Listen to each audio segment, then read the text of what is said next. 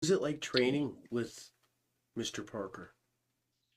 Pretty amazing thing. I mean, his mind was most interesting.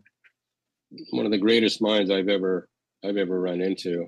Uh, the things that he would formulate, I remember when he was teaching us the double club form and double, it was really the way he was presenting it. It was really more of a concept form than it really was, because you have two sticks in your hands. But that was in the time when and the FMA was starting to really, get noticed, and Mm-hmm. Danny, Santa was had his school, and he, was becoming. You're seeing it more in movies and so forth. Um, but I think Mr. Parker wanted to have one of our in Kenpo as well. So it's a it's really not a stick form per se. It's really a club form, and the clubs are right around 20-24 inches, Okay. and so it's not a 28-inch collie stick. Mm-hmm. It's shorter and heavier. It's really bone breaking, and really a dominating kind of form when you're doing it. Yeah, a lot of people, that's a big misconception. A lot of people, they do it with the collie sticks. You can do it, but the movements are kind of difficult with a long stick. It's really Mm-hmm. not for a long stick. Yeah, as you know, Sir. there's some techniques that lend itself to the Largo, method, but Range is everything. yeah, I'm a proponent of Serrata myself. I enjoy Serrata, and I think Serrata is a good complement to Kempo, because it's Serrata means closed system. Mm-hmm. It's right in there. It's doesn't not a whole lot of wasted motion. There's not any huge circles. It's all very tight and very efficient. Yeah. Are the Kempo clubs, are they similar to Serrata sticks? Because those are, as I believe, they're also shorter and much more thicker, I Yeah. guess, diameter. Yeah. Yeah. I actually train with a pair of tire knockers. The the truckers. They use to check the tire pressure. They're about Mm-hmm. right around 20, 22, 24 inches, and it's like a little baseball bat. It's like a little kid's baseball bat, basically, Mm-hmm. and a little bit of head weight to it, and they that works very well, and yeah, I but it's a bet it would lot work. different. Huh?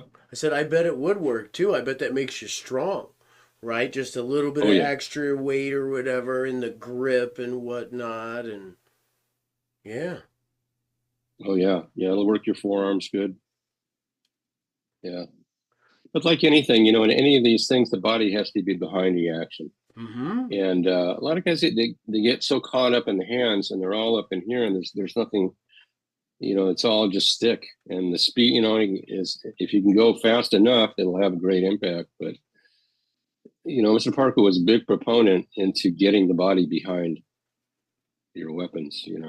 Yes, sir. And Body mechanics. yeah, yeah, you kind of have to slow them down, slow your hands down to so the body can Catch catch up. up. Yeah, it's all about timing.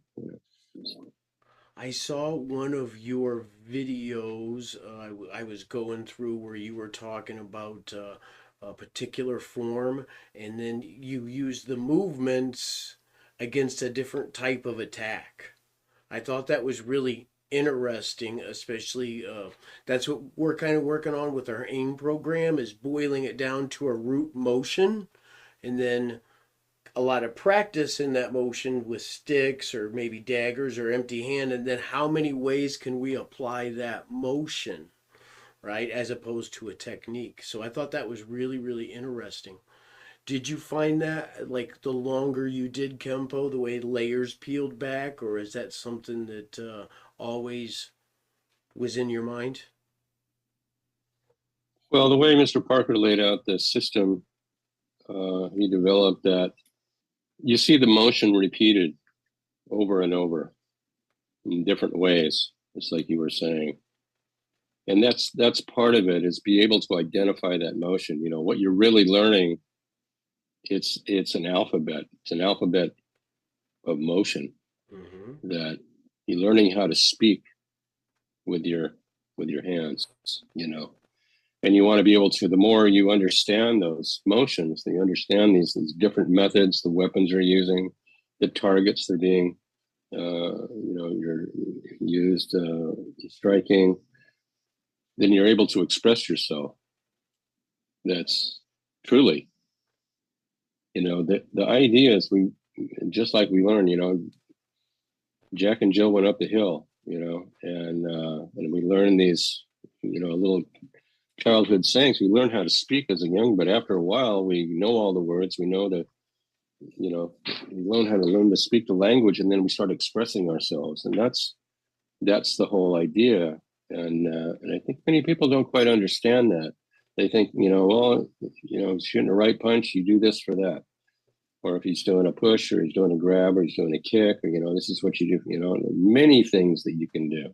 You know, it's endless. You know, the combinations that you can use. You know, but I think you need to have a good working understanding of the motion itself.